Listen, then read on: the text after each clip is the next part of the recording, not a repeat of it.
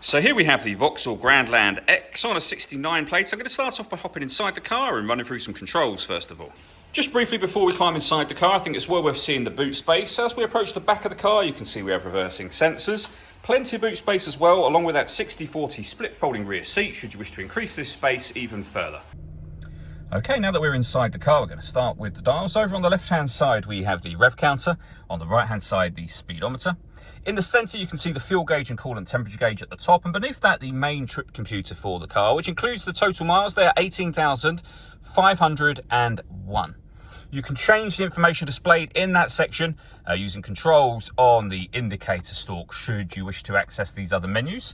And if we back out to the steering wheel, we have stereo controls over on the right-hand side with phone controls, cruise control and speed limiter on the left-hand side. And then in the center, you'll find your main touchscreen for the car. So you are able to access various options down the bottom here. You can, for example, access your Android Auto and Apple CarPlay. You can pair your phone from here. This car's got satellite navigation. We've done a full video showing how Vauxhall's sat-nav system works, which you can find on our website and YouTube channel. You can access your audio menu from here as well. And there are plenty of ways to listen to your music. So we've got the radio, AM, FM and DAB, USB input, iPod input, Bluetooth audio, as well as, of course, the Android Auto and Apple CarPlay I showed you just a moment ago. And we got a menu for various different car settings, which is where we started originally. Deadlock, so you can lock and unlock the car doors from the outside. And then beneath that, we have dual zone climate control. So you can adjust the fan speed, the temperature for the passenger and driver.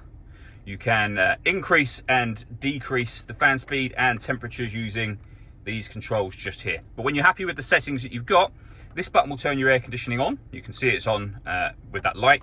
Same button to turn it off, of course, or hit auto. The car will now take full control of the fan speed and the direction of the air to maintain those temperatures for you.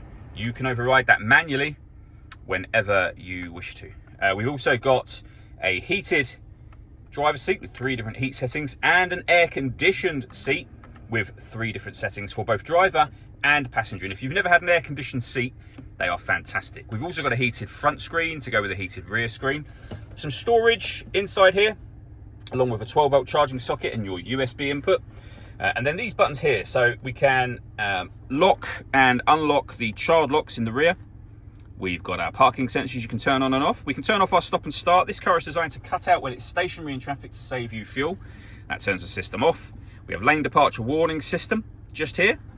We can reset the tyre deflation warning system from there, and we've got our traction control as well, and then a 6-speed manual gearbox. All that leaves me to say is thank you for taking the time to watch this video. If you'd like to come and see this ULEZ compliant car for yourself and have a test drive, please feel free to call either of our MJA sites. We'd love to hear from you soon.